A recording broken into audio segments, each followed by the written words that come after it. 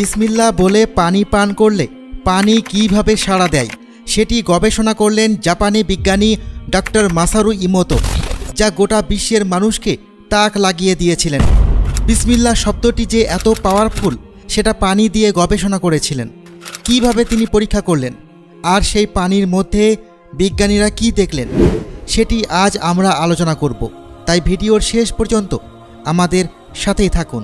প্রকৃতির সব কিছু পেছনে কোনো না কোনো কারণ রয়েছে। এই সৃষ্টিজগৎ, মানুষ এবং অন্যান্য সকল প্রাণী আল্লাহ তাআলা কোনো না কোনো উদ্দেশ্যে সৃষ্টি করেছেন।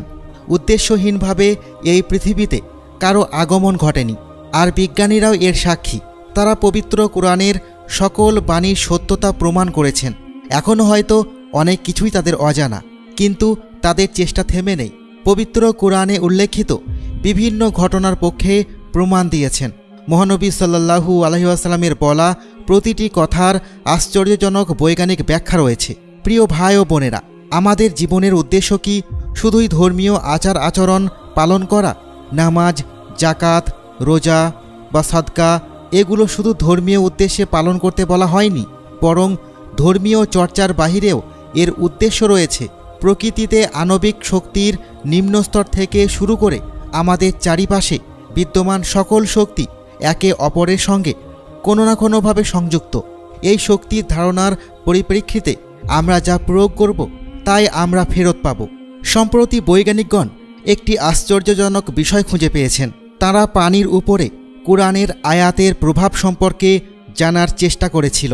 যেহেতু মুসলমানগণ প্রতিবার খাদ্য গ্রহণ এবং পানি পান করার পূর্বে বিসমিল্লাহির রহমানির রহিম পড়ে এবং দোয়া করে, এজন্য বিজ্ঞানীরা গবেষণা করার জন্য পানির আণবিক পদার্থের উপর কোরআনের আয়াতের প্রভাব বুঝতে একটি অনুসন্ধান চালিয়েছেন।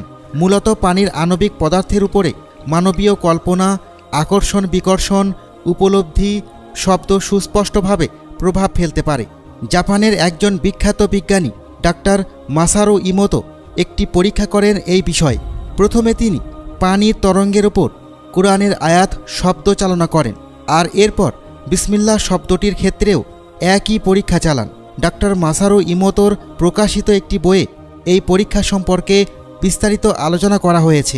সেখানে তিনি তার মুসলিম সহকারীর কথাও উল্লেখ করেছেন, যিনি এই পুরো পরীক্ষার সময় তাকে সহযোগিতা করেছেন।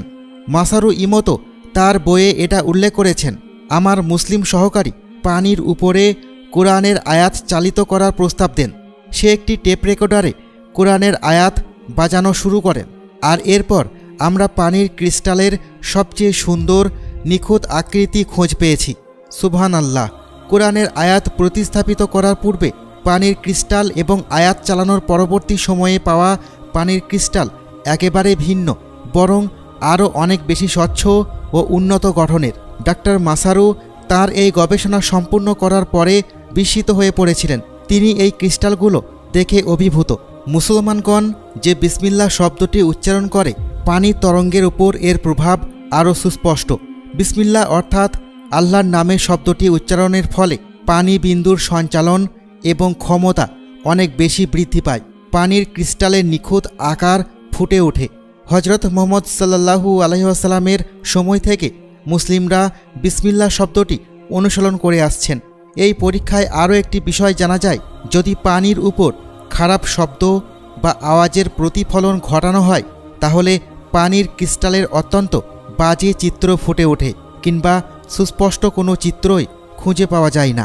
ভালো কথা, সুন্দর শব্দ, কোরআনের আয়াতে পানির অত্যন্ত নিখুঁত ক্রিস্টালের চিত্র খুঁজে পাওয়া সম্ভব হয়। আমরা মুসলমানগণ যখন পানি পান করার সময় বিসমিল্লাহ শব্দটি বলি, তখন শক্তি বিকিরণ শুরু হয় এবং এই শক্তি পানির সামগ্রিক শক্তির উপর সরাসরি প্রভাব ফেলে। সুবহানাল্লাহ!